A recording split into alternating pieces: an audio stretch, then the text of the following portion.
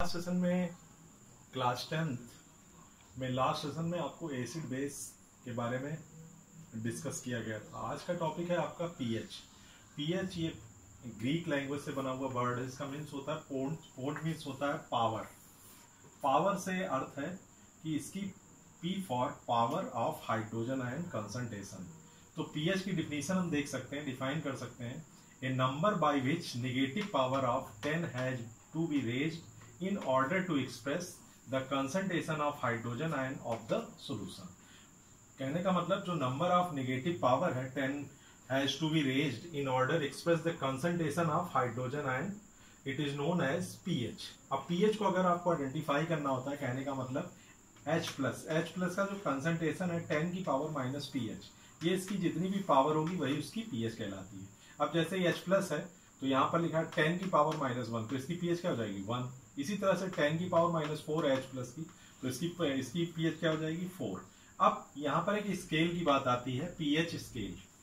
pH scale क्या है, इसका क्या काम है?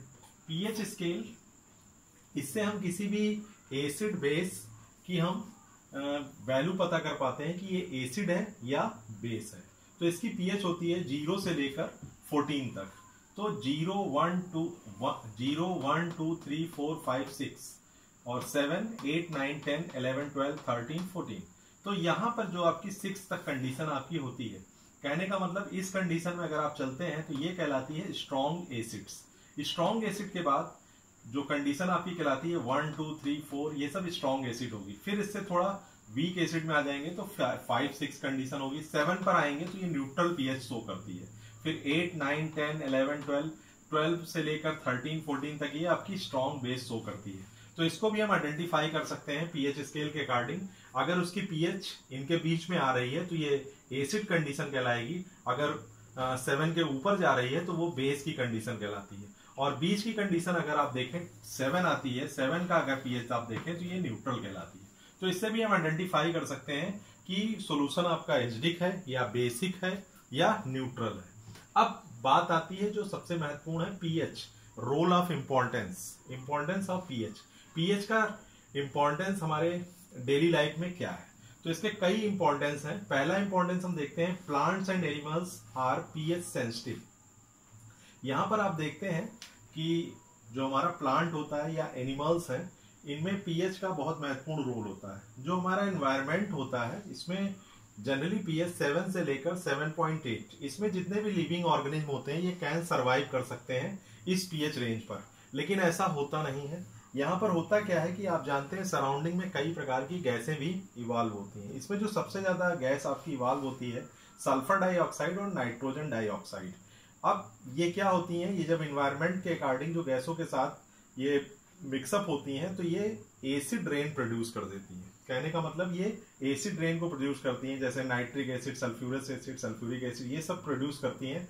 और इसके अकॉर्डिंग जो इसकी पीएच होनी चाहिए 7 से लेकर 7.8 से ना होकर ये 5.6 से नीचे चली जाती है। और जब 5.6 से नीचे चली जाती हैं तो इसको क्या करना होता है, इसको न्यूट्रल करना होता है। कहने का मतलब 7 से लेकर 7.8 तक पीएच लानी होती है। अगर 5.5 5.6 या 5.5 कंडीशन में आ जाए या इससे नीचे का कंडीशन आ जाती है तो यहाँ पर सरवाइव करना लिविंग ऑर्गेनिज्म के लिए बहुत ही मुश्किल हो जाता है।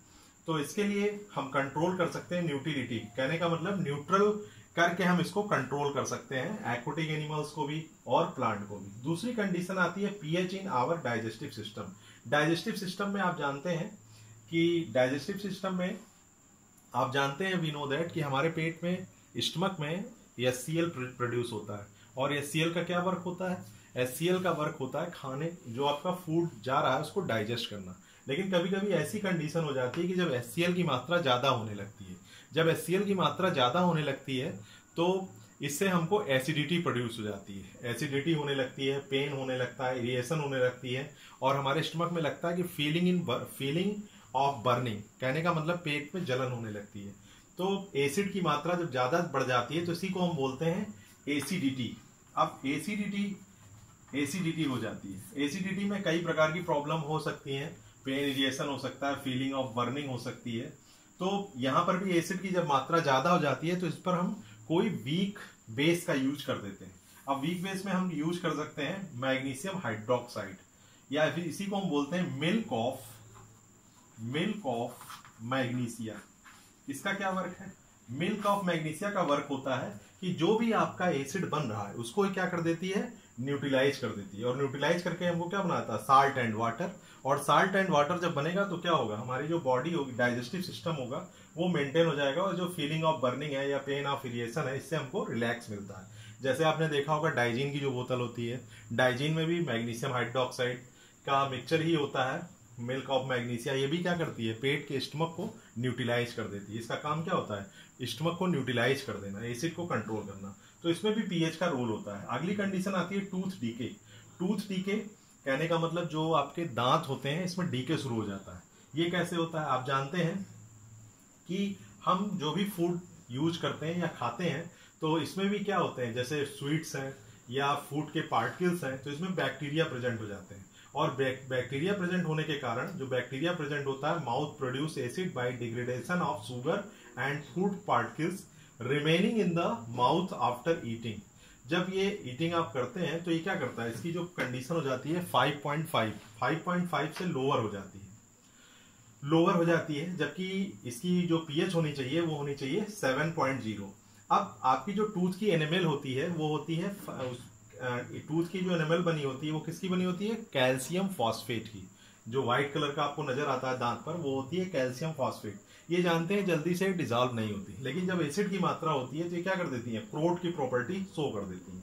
और इसकी पीएच क्या हो जाती है, 5.5 से नीचे, या 5.5 से नीचे जब जाएगी तो यहाँ पर दांत, टूथ का डीके होने लगता है। टूथ क्या कर जाता है, डीके हो जाता है।